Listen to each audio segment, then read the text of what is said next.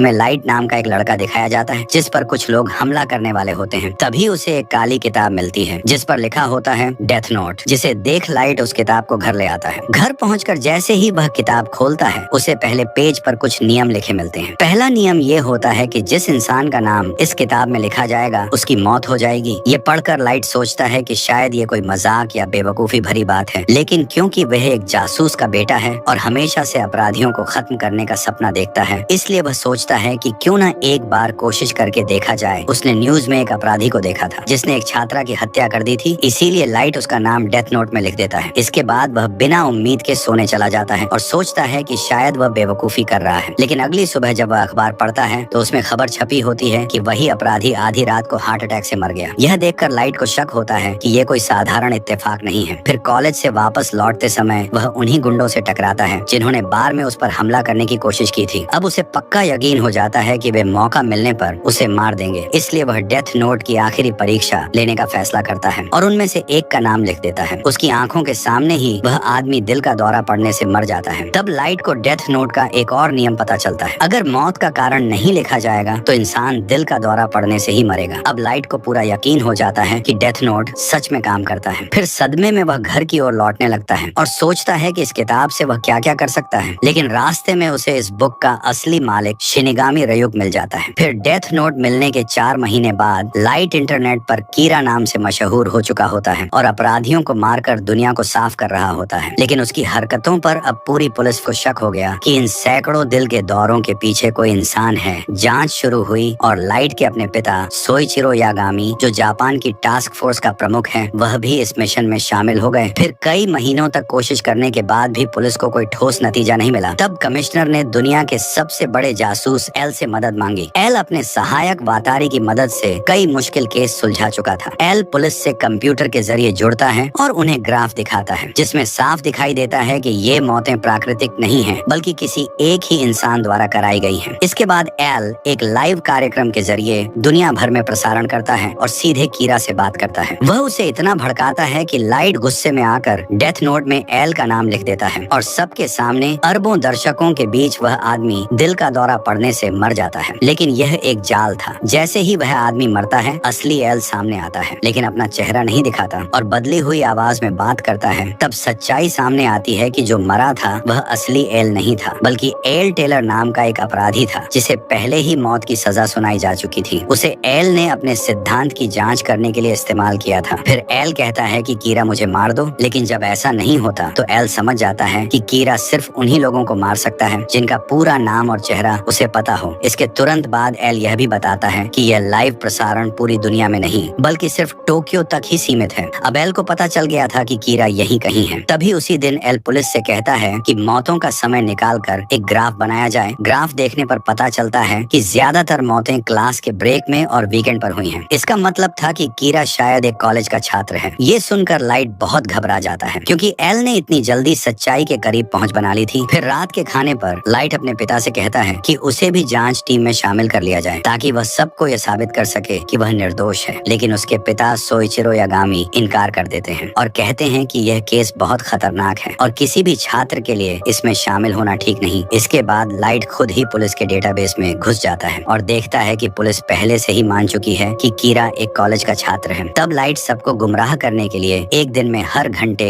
एक एक करके कुल 24 अपराधियों को मारने का फैसला करता है। लेकिन यह कदम उसके लिए गलत साबित होता है क्योंकि अब एल को यकीन हो जाता है कि कीरा की पुलिस की फाइलों तक पहुंच है। इससे शक और भी गहरा हो जाता है कि कीरा उन्हीं पुलिस अधिकारियों के करीब है जो जांच कर रहे हैं। इसीलिए अब संदिग्धों की संख्या काफी कम हो जाती है। फिर एल FBI एजेंटों को आदेश देता है कि वे जांच दल के सभी सदस्यों और उनके परिवारों पर नजर रखें। इसमें लाइट भी शामिल होता है, लेकिन लाइट को जल्दी ही एहसास हो जाता है कि कोई उसका पीछा कर रहा है। वह यह सोचने लगता है कि कैसे उस शख्स का नाम पता लगाया जाए और उसे मारा जाए। तभी रयू लाइट को बताता है कि अगर वह शिनिगामी की आंखें ले ले तो वह किसी भी इंसान का नाम और उसकी उम्र देख सकता है। लेकिन इस ताकत की कीमत यह है कि उसकी अपनी उम्र आधी हो जाएगी। लाइट इस सौदे को ठुकरा देता है और तय करता है कि वह एजेंट का नाम खुद ही पता करेगा। तभी डेथ नोट के नियमों को दोबारा पढ़ते समय उसे एक हिस्सा मिलता है जिसमें लिखा था कि मौत का कारण भी लिखा जा सकता है। यह पढ़कर वह कैदियों पर कुछ प्रयोग करता है। इन्हीं प्रयोगों से लाइट को पता चलता है कि वह लोगों को अपनी मर्जी से बेवकूफी भरे काम करने पर मजबूर कर सकता है। है, जैसे कुछ लिखना या जेल से भागने की कोशिश करना। इसके साथ ही उसे यह भी समझ आता है कि जो भी डेथ नोट को छुएगा वह शिनिगामी को देख सकता है। अब लाइट अपनी अगली चाल चलने का फैसला करता है। सुबह वह अपनी प्रेमिका शियोरी के साथ कॉलेज जाने के लिए बस पकड़ता है। उसी बस में वह FBI एजेंट भी चढ़ जाता है जो उसका पीछा कर रहा था। एजेंट उनके ठीक पीछे बैठा होता है। फिर कुछ देर बाद एजेंट सीधे लाइट से टकराता है और लाइट उससे पूछता है कि उसका पीछा क्यों किया जा रहा है, लेकिन एजेंट अनजान होने का नाटक करता है। जैसे ही बस अगले स्टॉप पर रुकती है, एक चोर बस में घुस आता है और बस ड्राइवर को देखकर डकैती शुरू कर देता है। ये सब देखकर लाइट एक कागज पर लिखता है कि जैसे ही चोर पास आएगा उसे रोकने की कोशिश की जाएगी। यह संदेश वह पास के पुलिसकर्मी को दिखाता है क्योंकि स्थिति खतरनाक हो सकती है। तभी एजेंट पास आता है और अपना बैज दिखाता है। वह खुद को FBI एजेंट के रूप में पेश करता है। वह कहता है कि वह अपनी ट्रेनिंग का इस्तेमाल उनकी सुरक्षा के लिए करेगा, लेकिन लाइट गलती से कागज गिरा देता है और चोर उसे देख लेता है। फिर वह लाइट के सिर पर बंदूक रख देता है और पूछता है कि अब वह क्या करेगा, लेकिन तभी चोर को कोने में रियोक दिखाई देता है। रियोक का डरावना शिनिगामी रूप देखकर चोर डर जाता है। हताश होकर वह शिनिगामी पर गोली चलाने लगता है, लेकिन जल्दी ही पता चलता है कि गोलियां उस पर कोई असर नहीं कर रही हैं। चोर फिर ड्राइवर से बस रोकने का आदेश देता है और बाहर भागने लगता है। जैसे ही वह सड़क पार करता है उसे कार से कुचल दिया जाता है। तभी हमें पता चलता है कि यह सब लाइट की एक योजना थी। उसने डेथ नोट में इस चोर का नाम लिखकर और मौत का कारण तय करके यह सुनिश्चित किया कि यह चोर बस हाईजैक करने की कोशिश करेगा। इसके साथ ही लाइट ने एजेंट को ट्रैक करने के लिए स्थिति का फायदा उठाया और एजेंट का नाम पता किया। असल में जो कागज लाइट ने संदेश के लिए लिखा था वह डेथ नोट का एक टुकड़ा था। वह इसे जानबूझकर जमीन पर गिरा देता था ताकि जैसे ही अपराधी उसे छुए वह शिनिगामी को देख सके। लाइट बस डेथ नोट में लिख देता है कि चोर बस से भागेगा और तुरंत कुचला जाएगा, और ऐसा ही होता है। अब लाइट पीछा करने वाले एजेंट का नाम और चेहरा जान चुका है और उसे डेथ नोट में लिख सकता है, लेकिन वह जानता है कि ऐसा करने पर एल को मेरे बारे में सब कुछ पता चल जाएगा। लाइट समझता है कि बाकी एजेंट भी उनके रिश्तेदारों का पीछा कर रहे हैं। अगर वह एजेंट को खत्म करना चाहता है तो उससे पहले सभी एजेंटों पर ध्यान रखना होगा। फिर लाइट एजेंट का पीछा करता है और मेट्रो में उसे ढूंढ लेता है। वहाँ वह अपनी योजना लागू करता है। लाइट मेट्रो में एक जगह लिफाफा छोड़ देता है। जब एजेंट लिफाफा खोलता है तो उसे रेडियो कम्युनिकेटर और कागज के कुछ पन्ने मिलते हैं। फिर जैसे ही एजेंट कम्युनिकेटर की लाइट जलाता है, मेट्रो में एक अपराधी दिल का दौरा पड़कर मर जाता है, जिसे एजेंट को अब पूरा यकीन हो जाता है कि लाइट सच में कीरा है। अपनी योजना जारी रखते हुए लाइट एजेंट से पूछता है कि मिशन पर कितने FBI एजेंट हैं। फिर वह एजेंट को टीम लीडर के अलावा अपने 11 सहयोगियों के नाम कागज पर लिखने के लिए मजबूर करता है और लिफाफे में रख देता है। नाम लिखने और लिफाफे में डालने के बाद एजेंट मेट्रो के बाहर रियोक को देखता है। तब पता चलता है कि जिस कागज पर उसने नाम लिखे थे वह डेथ नोट के पन्ने थे। इसका मतलब यह है कि अगर कोई व्यक्ति कागज पर किसी का नाम लिखे तो डेथ नोट वैसे ही काम करेगा, भले उसके पास असली नोटबुक न हो। एजेंट को इस बात का पता नहीं होता कि उसने अभी अभी अपने 11 सहयोगियों की जान ले ली है। वह कीरा के आदेश का पालन करता है और अगले स्टेशन पर मेट्रो छोड़ देता है, लेकिन कुछ ही सेकंड बाद अपनी मंगेतर के सामने एजेंट को दिल का दौरा पड़ता है और उसकी मौत हो जाती है। इन मौतों के बाद सोइचिरो यागामी की टीम के कई पुलिस अधिकारी डर के कारण जांच छोड़ देते हैं। अब टीम बहुत छोटी रह जाती है। फिर एल समूह के पास रहना तय करता है और आखिरकार अन्य जासूसों को अपना चेहरा दिखाता है। सुरक्षा के लिए वह चाहता है कि वे उसे रयोजाकी नाम से बुलाएं। इस हार के बावजूद एल अपनी जासूसी जारी रखता है। वह स्टेशन के सुरक्षा कैमरे के फुटेज देख रहा होता है। जब वह देखता है कि एजेंट अपनी आखिरी सांसों में ट्रेन की ओर इशारा कर रहा है, इससे एल को यकीन हो जाता है कि कीरा उन लोगों में से एक है जिनकी एजेंट जांच कर रहा था। उसी समय नाओमी, जो एजेंट की मंगेतर और खुद भी जासूस है, अपने पति की मौत की खुद से जांच शुरू कर देती है। वह जानने के लिए बस कंपनी जाती है कि उस दिन क्या हुआ था। वह पता लगाती है कि रे वास्तव में लाइट का पीछा कर रहा था। फिर नाओमी लाइट के पास जाती है और उस पर कीरा होने का शक जताती है। इससे लाइट की पूरी रणनीति खतरे में पड़ जाती है, लेकिन लाइट दिखावा करता है कि तुम क्या कह रही हो, मुझे कुछ पता नहीं चल रहा है। फिर वह नई रणनीति बनाने का फैसला करता है। अगर वह तुरंत लिख नहीं पाता तो अगले कुछ दिनों में होने वाली मौतों को शेड्यूल करना शुरू करता है। यह योजना एक और काम की चीज साबित होती है। तभी सारी खोजबीन करने के बाद एल को पता चलता है कि कीरा शायद यागामी परिवार में से कोई है। इसीलिए एल पूरे घर में सुरक्षा कैमरे लगाता है, खासकर लाइट के बेडरूम में, क्योंकि वह मुख्य संदिग्ध है। जैसे ही लाइट घर लौटता है वह तुरंत नोटिस करता है कि किसी ने उसके कमरे में प्रवेश किया है। उसे शक होता है कि उसके कमरे के चारों ओर सुरक्षा कैमरे लगाए गए हैं। इसका मतलब है कि उसे अब पहले से भी ज्यादा सावधान रहना होगा। जैसे जैसे दिन बीतते हैं लाइट द्वारा पहले से लिखी गई मौतें हो जाती हैं, लेकिन एल अभी भी लाइट की बेगुनाही पर भरोसा नहीं करता। वह कहता है कि लाइट को संदिग्ध की सूची से तभी हटाया जा सकता है जब हाल ही में एक अपराधी को मारा जाए। फिर दिन बीतते बीतते लाइट समझ जाता है कि वह संदिग्ध सूची में ऊपर और ऊपर बढ़ता जा रहा है। उसे 7वें दिन रात के खाने के तुरंत बाद कार्रवाई करनी थी। लाइट अपने कमरे में खाने के लिए चिप्स का पैकेट ले जाता है ताकि रात को पढ़ाई कर सके। वह कमरे में काम करते हुए टीवी पर आखिरी मिनट की खबर देखता है। खबर में बताया जाता है कि एक लड़की के अपहरण का शक करने वाले व्यक्ति को गिरफ्तार किया गया है, क्योंकि उसके घर में पीड़िता का शव मिला था। इस खबर को देखकर एल जासूस यागामी के कैमरों के जरिए लाइट के परिवार पर नजर डालता है, लेकिन किसी ने भी टीवी की खबर नहीं देखी और कोई संदिग्ध कार्रवाई नहीं करता। तभी अचानक रिपोर्टर बताता है कि गिरफ्तार अपराधी को पूछताछ के बीच में दिल का दौरा पड़ गया। इसके बाद एल को कैमरे हटाने पड़ते हैं, क्योंकि लाइट ने खुद को निर्दोष साबित कर दिया था, लेकिन यह भी लाइट की योजना का हिस्सा था। लाइट ने चिप्स का पैकेट इस्तेमाल करके एक छोटा टीवी और डेथ नोट का टुकड़ा अपने पास लाने में कामयाबी हासिल कर ली थी। जैसे ही अपराध की खबर टीवी पर आती है, वह अपने बाएं हाथ से अपराधी का नाम लिखता है ताकि कैमरे उसे न देख सकें। एक और झटका लगने के बाद एल को नाओमी का फोन आता है। वह कहती है कि वह साबित करेगी कि लाइट ही कीड़ा है। नाओमी अपनी जान का जोखिम उठाकर जासूस से कहती है कि वह आर्ट गैलरी के सुरक्षा कैमरों की जांच करे। फिर कुछ मिनट बाद नाओमी लाइट की गर्लफ्रेंड शियोरी को पकड़ लेती है और उसे मजबूर करती है कि लाइट उसे मिलने आए। लाइट जब वहाँ पहुँचता है तो उसे शियोरी बंधक बनाकर रखी हुई मिलती है। नाओमी उसका सामना करती है और उसे कबूल करने के लिए कहती है कि वह कीड़ा है, लेकिन लाइट लगातार इनकार करता है। यह नाओमी की कोशिश है कि वह उसकी असली पहचान उगलवा ले। अंत में नाओमी अपना असली नाम बताती है और लाइट से कहती है कि वह उसे खत्म कर दे। तभी उसी समय पुलिस वहां पहुंचने लगती है। नाओमी सायरन की आवाज से विचलित होती है और इस मौके का फायदा उठाकर शियोरी भागने लगती है। तभी नाओमी अपने बंधक को भागने से रोकने की कोशिश करती है और शियोरी को गोली मार देती है और वह लाइट की बाहों में मर जाती है। नाओमी को यह लगता है कि उसने एक निर्दोष व्यक्ति को मारने की कोशिश की, इसलिए वह दोषी महसूस करती है और अपने सिर में गोली मारकर खुद की जान ले लेती है। एक और व्यक्ति